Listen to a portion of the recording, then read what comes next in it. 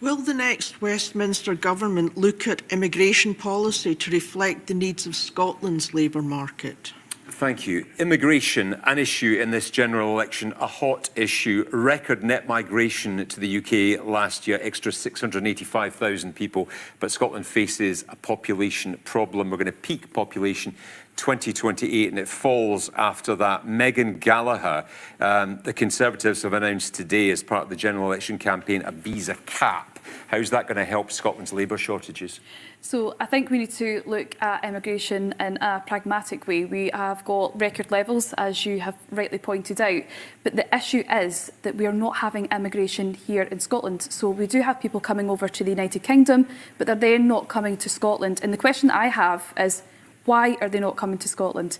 And I think that it's going back to what we've discussed thus far. It's because we don't have the right infrastructure, transport networks. We have, really high NHS waiting lists. We don't have, a great school standard at present. Do you think that's feeding into the decisions that people make when they move to the UK? I do think it is feeding into the decisions that people make, because we do need to ask the question, why are people not coming to Scotland? And I think that's when devolution really comes into play. It's about the SNP not focusing on priorities that are important here, but also making Scotland a really attractive place for people to come, live, work, but also stay. Alan That's Smith. the fundamental problem.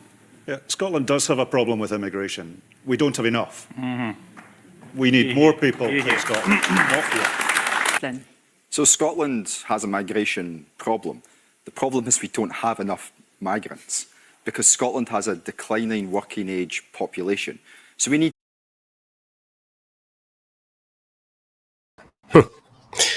immigration, something that we never seem to hear the end of when it comes to the SNP, and more specifically throughout the duration of this election campaign / debates that you're seeing all over the TV. The sort of running theme throughout it all is immigration. And I have to sort of take a bit of issue with Nigel Farage's approach, in all honesty, and make no mistake about it, I'm in no shape or form on the reform train, as it were. I have my reservations about Nigel Farage that go way back, but his approach has somewhat irritated me because even all the debates that he's appeared on, everything's immigration. Absolutely everything is the fault of immigration, which effectively just plays into the hands of all the fucking wet wipes that are on the panels alongside him, such as your Stephen Flynn's or your Labour members, your Greens, etc. It's just ludicrous, because at the end of the day, when it comes to services being under a lot of pressure and stress and whatnot, or at the verge of breaking point in some instances, I think a lot of the blame has to be put directly at the lockdown period and the waiting lists that have occurred in the back of that. And I don't think, to be honest, that you'll ever see a recovery from that time. But Nigel Farage obviously being a bit questionable in his approach back then, he can't really do that. So instead, he just decides everything is immigration. That is the problem. And yes, immigration absolutely exacerbates these issues, but it's not the only issue. There's an elephant in the room here that nobody seems to be discussing. But then we turn to the SNP, of course, and they just any excuse to talk about immigration. We've been hearing this BS for years. And I mean years, for anybody that's paid any attention to politics and whatnot in a Scottish context. You know exactly what I'm talking about. And never is it put to them like the obvious. I mean, the obvious shouldn't need to be stated, but time after time after time, the obvious is devoid from the conversation, and you just hear the waffle. And we'll come on to some of that waffle in just a second. I'm going to play that. I'm going to go through that little debate night thing, but I just want to touch upon this first. So this is the new thing they're running with now. Scotland's got an immigration problem, but the problem is we don't have enough. Okay, so let's start with this briefly. This is from 2011.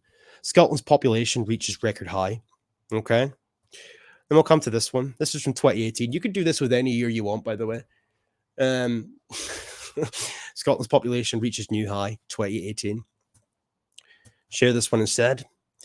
Scotland's population rises for 9th year in a row to a brand new record high, 2019. Okay. Scotland's census, or population, grew to another record high. This is 2023. Okay.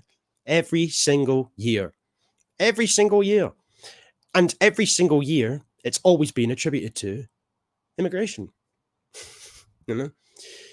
The earlier period of the 2020s, or no, the 2000s, sorry, to the 2020s, we did rely to a certain extent on immigrants from the EU who came over here, not in massive numbers by any means, but their births combined with our births allowed for us to still have a sort of steady birth rate annually. You come into the 2010s and fast forward from then on, our births have begun to decline, whereas our population continues to rise. And on top of that, of course, I'll just share this quickly. This is our population rising, as you can see here. Lovely wee graph. Don't even need to look far, just BBC articles, to be honest. But we'll come here. This is your other problem as well that you've got. That's another elephant in the room that's never addressed. This is from 2014. Scotland becoming more ethnically diverse. Oh yes, this is progress. This is something that we should all champion. And then we will come to, obviously, the UK itself. UK net migration in 2022, revised figure. So it's now standing at roughly 745,000. And then for 2023, it is a net migration figure of 685,000. Okay. So we're seeing astronomical amounts of people entering the United Kingdom. Granted, the vast majority of them are going to England as opposed to Scotland. But this concept that the SNP are trying to perpetuate, that nobody is coming to Scotland, is just, it's a fallacy. It's a fucking fallacy. Okay? Our population continues to increase annually while our birth rates continue to decrease annually. And there are certain parts of Scotland that are already starting to become unrecognisable. Okay? But you will never hear that being mentioned from the SNP. The SNP as well, they've got this canny way of just never even acknowledging that there's certain parts of the UK that are seeing the ramifications of serious mass migration. And I'm not even just explicitly speaking about cities in England, for example, that are minority white or minority English even. I'm talking about like services again at breaking point and whatnot. They won't even acknowledge that it's a problem in certain parts of the UK. No, it's just, oh, you're scapegoating migrants. This is right-wing Tory rhetoric, you know, etc., etc. When the reality of the matter is they can't concede. This is the problem. They can't concede. Anybody that is that way inclined, politically speaking, cannot concede that immigration can be a hindrance. Even conceding ever so slightly would give grounds to the opposition who they're so desperate to oppose. Anybody that's trying to put the point forward that immigration is an issue would then have ammunition to beat people like, or people from the SNP or any party that are similar in nature. So they instead go from the polar opposite way and just completely refuse to acknowledge that it can become an issue. They refuse to empathize with their neighbors down south and acknowledge that there's parts of England where immigration is a fucking serious problem. But we're not getting that many up here, you know? So, you know, it's just, they must be racist. I'd like for people in a hypothetical world 30, 40 years from now, if the SNP and whatnot got their way, where we start to see the same sort of immigration levels that England have been seeing for the past 30, 40 years, if they would change their tune or if they would just accept the new normal. And the final thing I'll say before I continue any further as well is there's just a never-ending amount of, I wouldn't say gaslighting, but misleading narratives, especially from the SNP. You know, they'll always refer to public services and whatnot when they're talking about immigration. But for every one doctor that might come into the country, how many are not? You know? So for one Barry from Poland, we have to take in 40 Abduls and 30 Tamitas from fucking Africa, you know? And then, of course, that then takes you down the natural progression to a points-based system, taking the people that you require. But even that's inhumane, according to the SNP. And we effectively were supposed to have a points-based system anyway. Look at that fucking turned out. Nobody is disputing that there's parts of Scotland that are seeing issues when it comes to depopulation and whatnot. But if they spent half as much time being concerned about the native ethnic Scots declining as an overall population, if they spent half as much time being concerned about that as they did with their fucking never-ending obsession with immigration, speaking on behalf of all of us when they quite clearly do not, I might have a bit more respect for them. But as it stands, they don't seem to give the slightest shit about our declining birth rates. You'll never hear them mention anything that could be done to attempt to rectify the problem. And I'm not even talking about just incentives for people to have children. You can't force people to have children, but that's one avenue you could attempt. That's one avenue that you could, at the very bare minimum, discuss and debate. But they won't even do that. Tax reductions, tax cuts, etc. for young families. No marriage incentives and whatnot. None of that stuff. None of that stuff is discussed. It's just immigration. That will solve all our problems. Yeah. And what about the demography long term? This is the thing that annoys me so often when I hear these so-called nationalists speak on this issue. Anyway. That's the fundamental problem. Yeah, Scotland does have a problem with immigration. We don't have enough. We need more people in Scotland, not fewer. And Megan talks about the Tories' policy, which is just flatly incredible, and I have to say morally reprehensible to me. I think some of the most vulnerable people in the world are being used as playthings by an administration that is dreadful. Alan, answer her point. Why aren't people coming here? Well, we proposed a post-work study visa for students that came to Scotland to work in Scotland thereafter. The Tories didn't let it happen, because immigration policy is reserved to Westminster at the moment, which is why I want to see Scotland have power over immigration, because there's a cross-party consensus across most of the parties that we need more people, not fewer.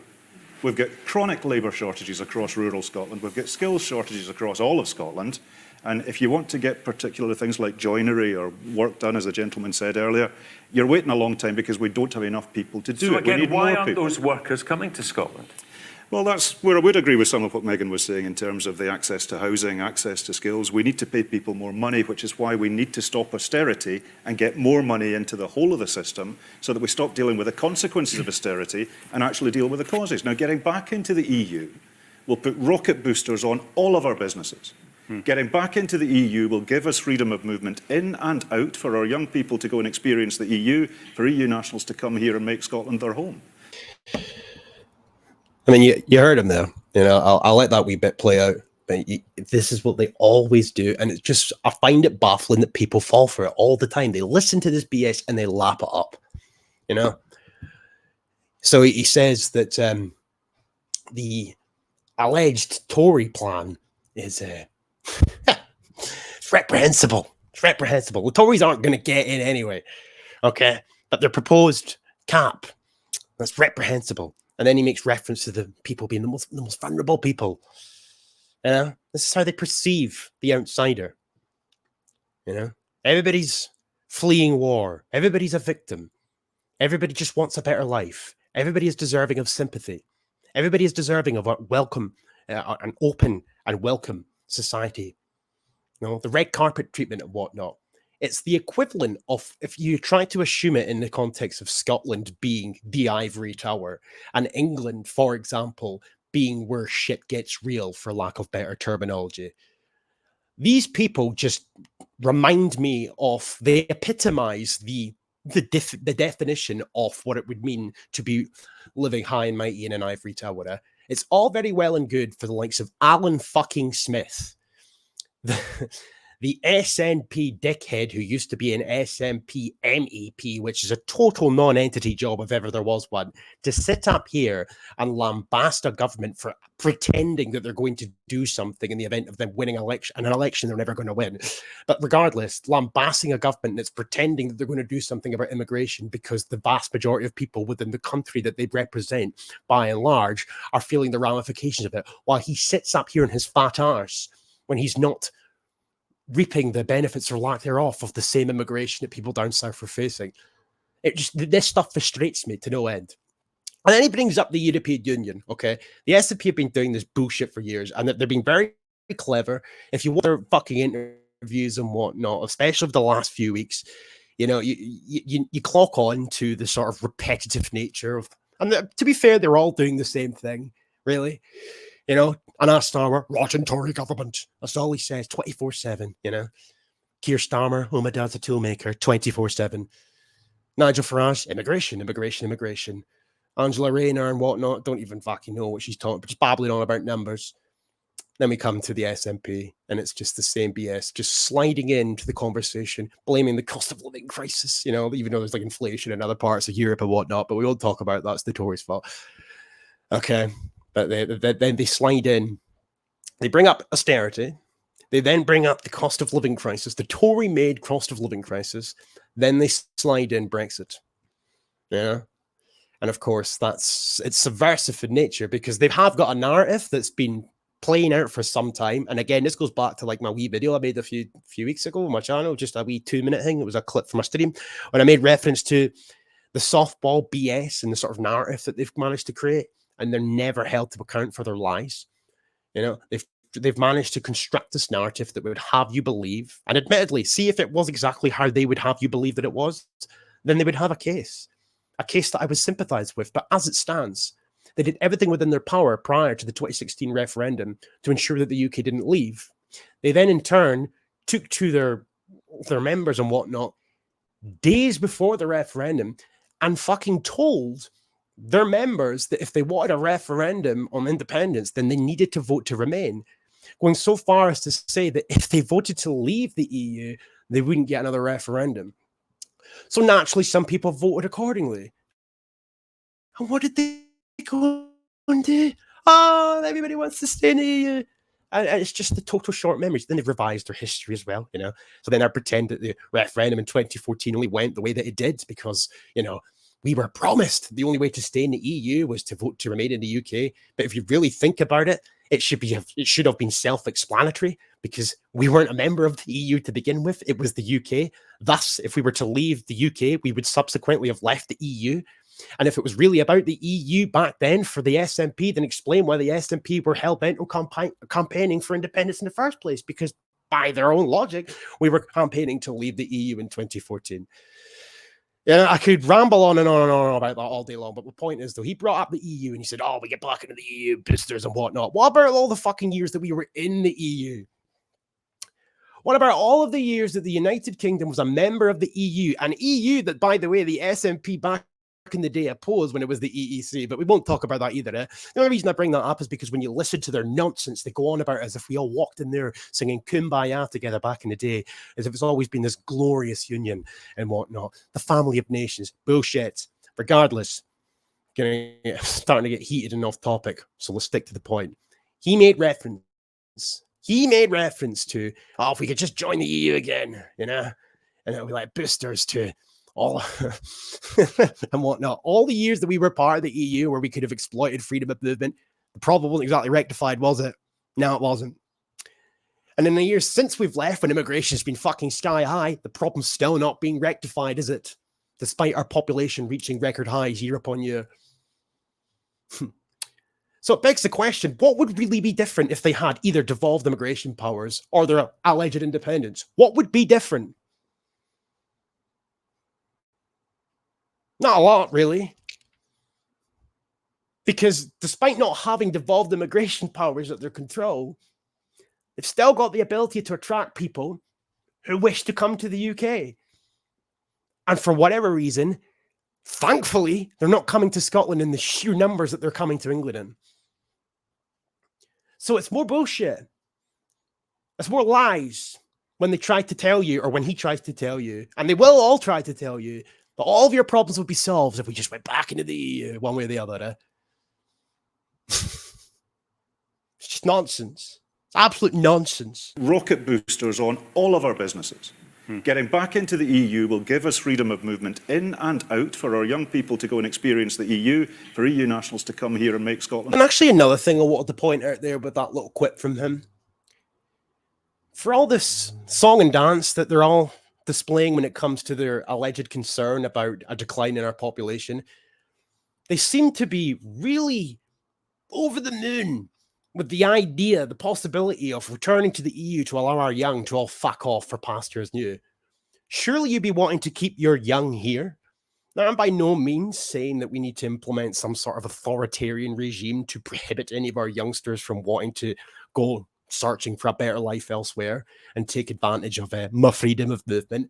But I just think it's a bit of a dense bragging point or talking point or political point to make when we're in the situation that we're in, the situation that he's allegedly concerned about. He should be wanting to do things to ensure that our young stay here instead of winning their votes, attempting to win their vote by saying, well, you could go and get a tad in Germany, vote for me, you know?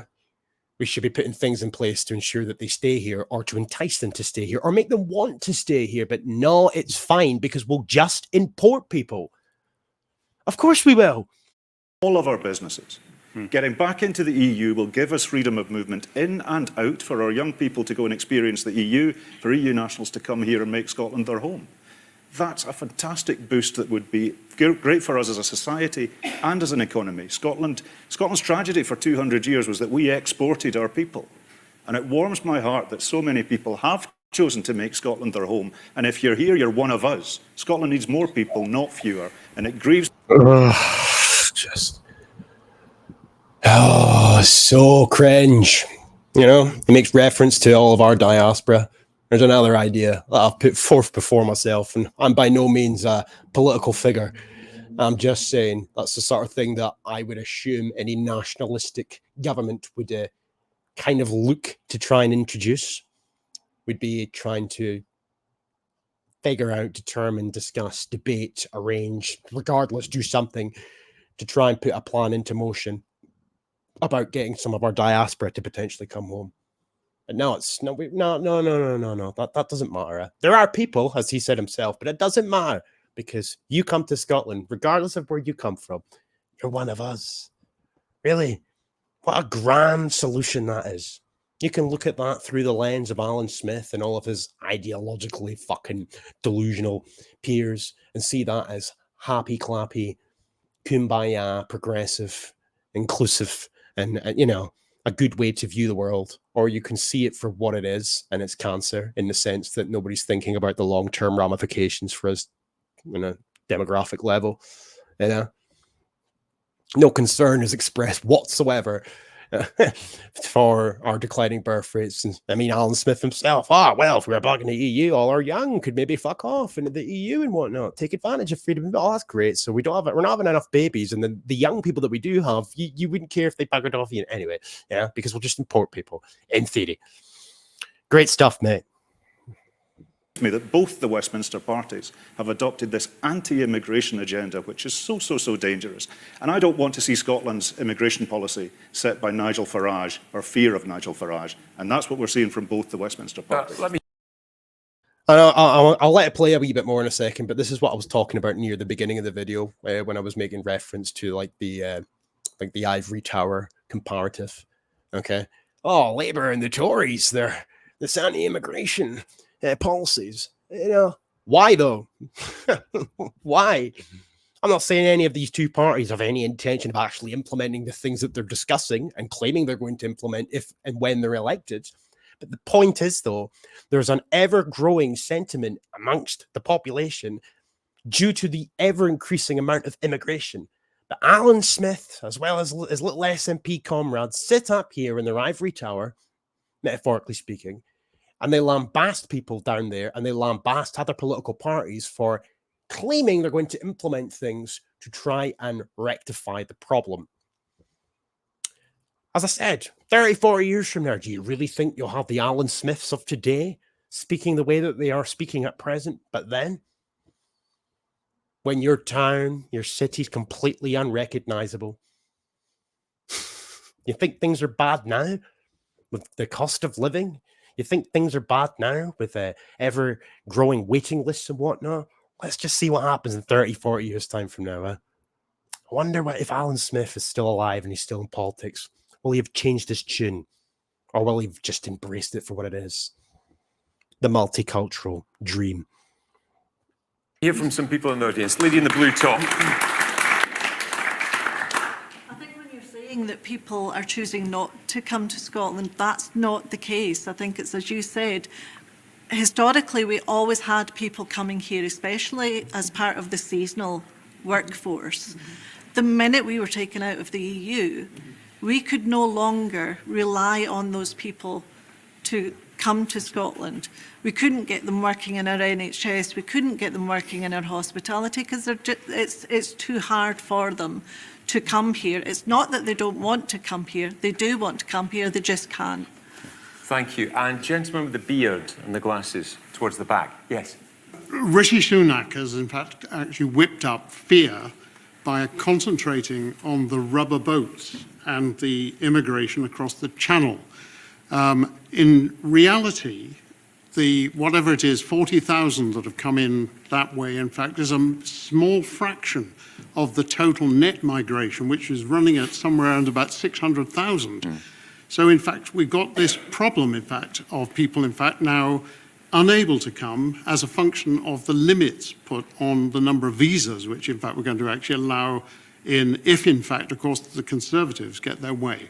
Thank you. Michael Shanks, listening to this, should a forthcoming, if it happens, Labour government give powers over immigration to Scotland, to Holyrood? Well, what we've said is if we have the privilege of forming a government, we want to look at an immigration system that works for all parts of the United Kingdom. That's not just Scotland, it's actually regions within England as well that have different immigration needs. We don't think devolving the power is the right approach because what we end up having is in one system where we don't have internal borders. You actually do need some sense of a UK-wide system. Otherwise, what we'd end up having to do is have borders every time you cross from one country to another, which none of us want to see. But you could have there are ways cards, to do. You could have some system of... What we've said is, and in the past, indeed, the Labour and Liberal Democrat coalition in Scotland had a fresh talent scheme a while back, which was an idea of saying once you'd got a qualification in Scotland, you could stay on in Scotland longer because we knew we wanted to keep people in Scotland. So there are approaches we're very happy to look at and suggestions that we're keen to take a look at about where we spread this issue so the immigration system works for everyone in the UK.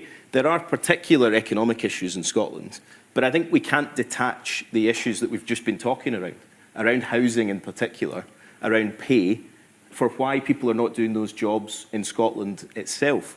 For example, the number of engineering visas that have been issued in the past year has doubled, and the number of engineering apprenticeships has halved. Now, that's a very clear thing that what we should be doing is encouraging people and funding these apprenticeships in the UK so that young people have those opportunities and not just looking at immigration as a means to fill those. Now, where I really disagree with Alan is Alan and I have been in the same voting lobby for quite a lot of this year on the Tories' Rwanda bill. The idea that we're in the same place on immigration as the Conservatives is just not true.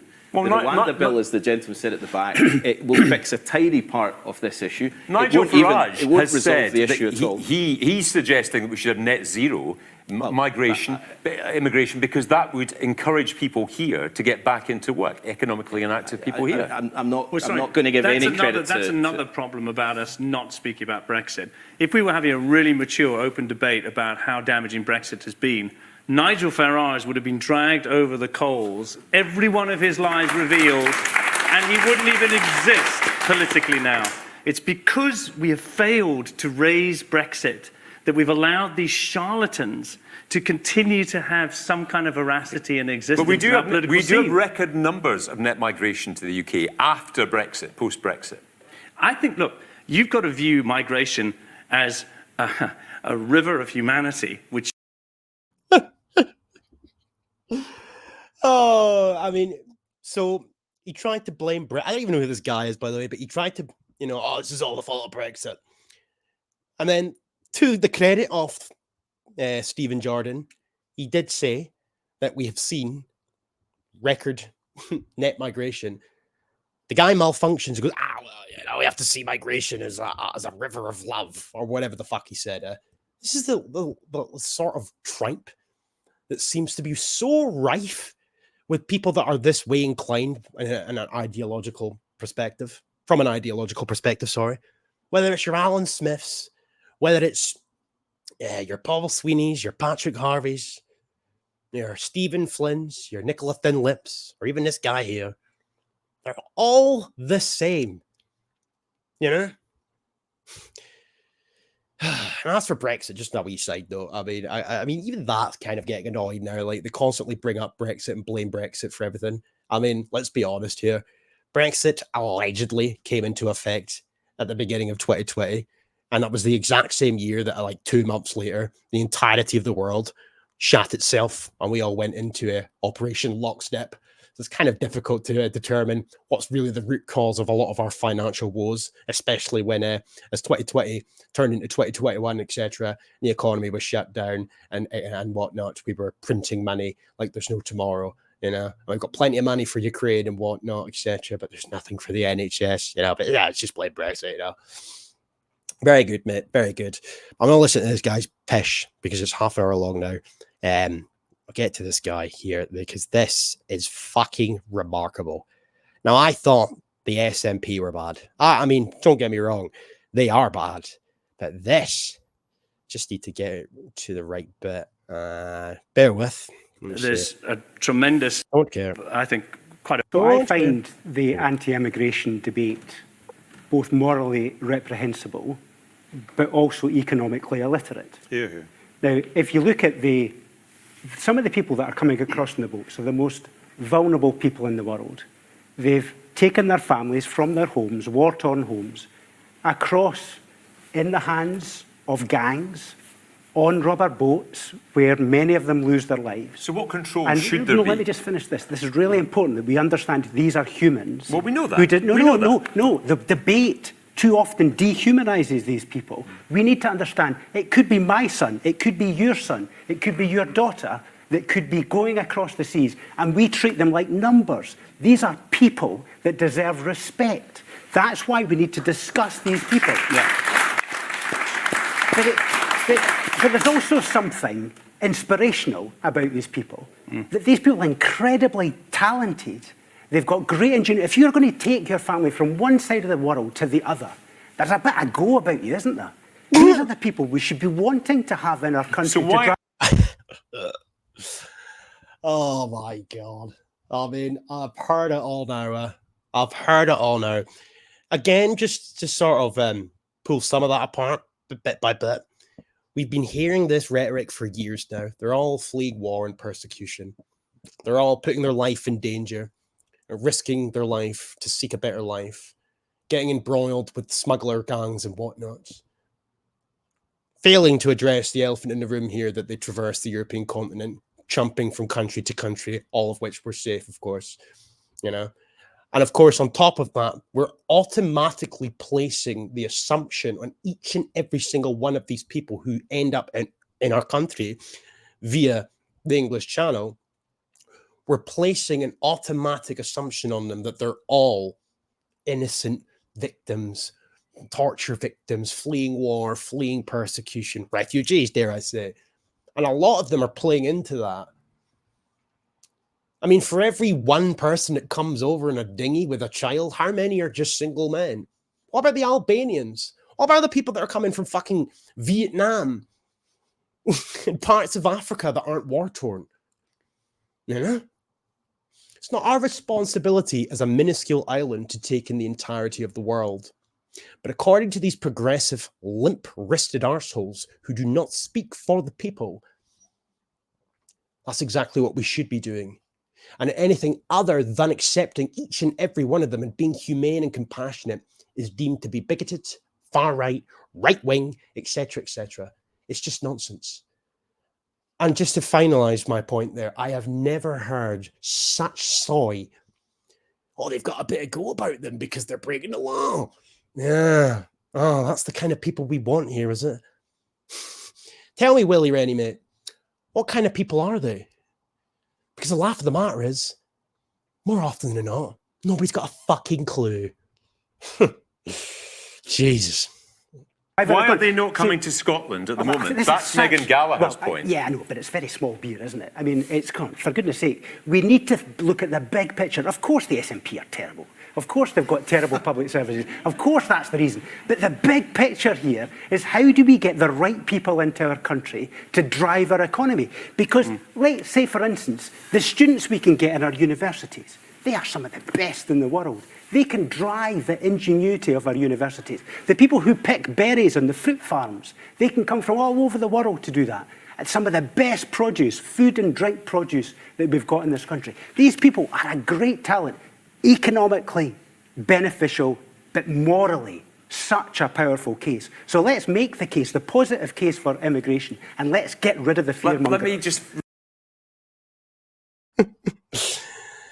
Oh, fruit pickers, eh? You know? Again, this goes back to cheap labour, doesn't it? Do people not remember, like in the beginning of the lockdown period, a lot of people from Britain were applying for fruit picking jobs because obviously they were all out of work. And they ended up bussing in people, or flying in people, I should say, from, I can't remember what country, was it Romania and whatnot? You know, because they wanted that sweet, sweet, cheap labour. If anything, it's somewhat demeaning to sort of big up the concept of immigration, and you'd use the example of fruit fucking picking, you know? But just to sort of conclude my remarks here, because I don't want this video being too long, and I appreciate anybody that's sat and listened to it for this long. Obviously, there's no escaping the fact that there has to be something put in place in order to accommodate the depopulation that certain areas are facing. But there has to be a big caveat there, as far as I'm concerned. And I'm yet to hear any politician making any reference to any of these things. A very strict, very, very strict points-based system is what I would suggest in this regard. So if it's a very, very remote rural area that requires a doctor, that's all you let in. You find a doctor who wants to move there, that is the end of the matter. You do not open the borders and allow in as many people as fucking possible, just on the off chance that one of them might be a doctor. Yeah, that's pretty simple, surely. And again, just whenever you listen to this bollocks, I just want you to take one thing away from this video. When they speak about, and they say it openly, our population's aging, and or we're not having enough children, and or our working age population is declining, they're all synonymous with one another. They always jump immediately to immigration as a solution, never taking any consideration or concern for the long-term ramifications of what that means for us, our children, our grandchildren, us as a people, while simultaneously expressing equally no concern over the mere fact that we're declining as a people. They say it so matter-of-factly as a means to simply tell you we need to import people, as if that is the be-all and end-all, as if that will solve all of our problems. And it fucking won't, because these people get old too. And then we have to import more people to look after them. We have to import more people to work in the NHS just to accommodate the new people that you've imported in order to accommodate us. You know, and the cycle continues, yeah? But what's getting buried beneath the surface, and deliberately, if I was to say so, deliberately ignored time and time again whenever this discussion rears its fucking head, is that us as a people, or we're not only being ignored, we're not having our views heard on this matter, but we're being discarded. Anybody can be Scottish. We're all Jock Thompson's parents. Yeah. Anyway, peace.